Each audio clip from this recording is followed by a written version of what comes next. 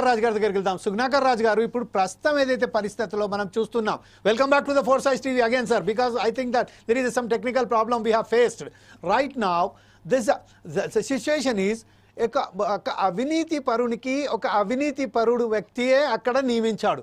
అయినప్పటికీ ఇది కుట్రపూరితంగా జరిగిందా, లేకపోతే అతనికి సంబంధించిన ఏదైతే అమ్యమ్యాలు పుట్టాయో దానికి సంబంధించిన అతని మీద చర్యలు తీసుకోవడానికి నిరాకరిస్తున్నారా? కానీ పేద ప్రజలు మాత్రం దీంట్లో అనుభవించాల్సి వస్తుంది. వాళ్లకు ఇప్పుడు ఈ పరిస్థితుల్లో మీరేమంటారండి? సార్ అన్మ్యూట్ చేయండి సార్ ప్లీజ్. పారదర్శకంగా పాలన జరగాలని అంటా నేను. యా కంప్లీట్ వర్షన్ చెప్పండి సార్, ఎందుకంటే మేము ఇంతకుముందు కూడా గతంలో బాగా మిస్ అయిపోయాం మీ వర్షన్ను. ఎందుకంటే పారదర్శకత పాలన ఉండాలి, అవినీతి రహిత అధికారులు ఉండాలి. దాని యొక్క పర్యవేక్షణ ఉన్నప్పుడే ప్రజా ఆరోగ్యం అనేది మెరుగుపడుతుంది. ప్రజలందరూ కూడా ప్రభుత్వ వైద్యానికి అలవాటు పడితే ప్రైవేట్కి ఎవరు వెళ్ళరండి. ఇంతకుముందు ఒక వక్త చెప్తున్నట్టుగా గాంధీ, ఉస్మానియా, నిమ్స్ అనే హాస్పిటల్స్ తప్ప మిగతా ఏ హాస్పిటల్కి జనాలు వెళ్ళలేకుండేది. కానీ ఈ రోజులలో ప్రభుత్వ హాస్పిటల్కి వెళ్ళాలంటే జంకుతూ ప్రైవేటుకు పోయి డబ్బులన్నీ కూడా కొల్లగొట్టుకునే పరిస్థితి ప్రైవేట్ హాస్పిటల్స్ది. మరి ప్రభుత్వ ఆసుపత్రులలో మరి పూర్తి స్థాయి వైద్యాన్ని ప్రభుత్వ వైద్యమే ముద్దు, ప్రైవేటు వద్దనే చందనంగా ముందుకు తీసుకుపోతే తప్ప ఈ ప్రభుత్వ వైద్యము ప్రజలకు అందే పరిస్థితి అయితే లేదు పూర్తి స్థాయి. కానీ సార్ ఇప్పుడు ప్రస్తుతం ఏదైతే ఈ వ్యక్తికి ప్రమోషన్ ఏదైతే వచ్చారో ఈ విషయంపై ప్రభుత్వం ఎందుకు చొరవ చేపట్టలేకపోతుంది? అంటే ఆల్రెడీ ప్రభుత్వ వైద్యుల సంఘం ఆల్రెడీ కాంప్లైంట్ ఇచ్చి ఉన్నదండి. కాంప్లైంట్ ఇచ్చిన తర్వాత దాని మీద విచారణ అనేది జరుగుతుంది. విచారణ జరిగిన తర్వాత తప్పకుండా చర్యలు తీసుకుంటాం. మనమైతే కాంప్లైంట్ ఇవ్వడం జరిగింది, మినిస్టర్ గారికి కూడా కాంప్లైంట్ పెట్టడం అనేది జరిగింది. ఎందుకంటే ఇక్కడ వ్యక్తిగతం అనేది కాదు, ఇక్కడ వచ్చినటువంటిది ఏంటి, అతనుకు రావాల్సినటువంటి ప్రమోషన్ ఒకే సంవత్సరంలో వస్తే చాలా మందికి రావాలి.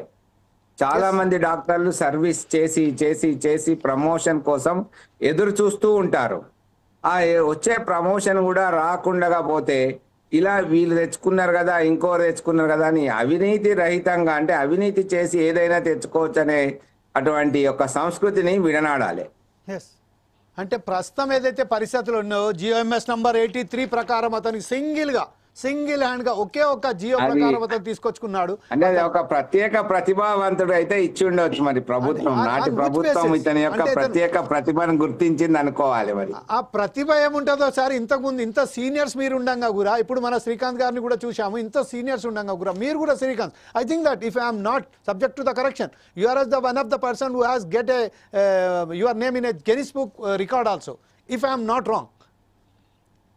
అండ్ మోర్ ఓవర్ నేను ఇంకో విషయం sir, red cross society leprosy control బోర్డును ఎప్పుడో నేను క్యాన్సల్ చేసినట్టు విన్నా, బహుశా అది కూడా ఒకసారి చెప్పండి సార్ ఈ విషయంపై కూడా.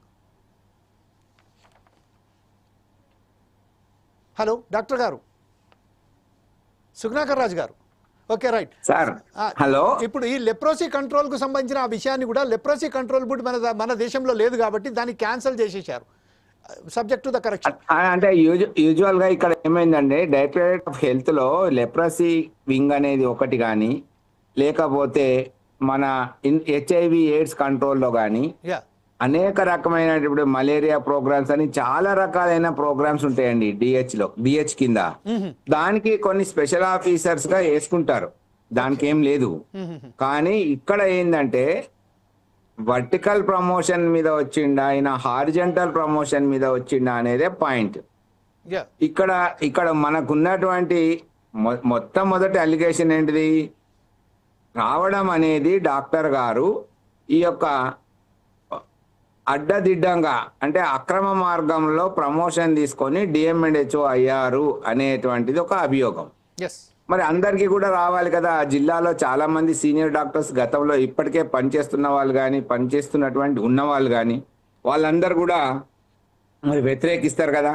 సో ఈ విషయమై ఇప్పుడు మన ఉన్నటువంటి తెలంగాణ ప్రభుత్వ వైద్యుల సంఘం పోయి మరి కాంప్లైంట్ కూడా చేయడం అనేది జరిగింది.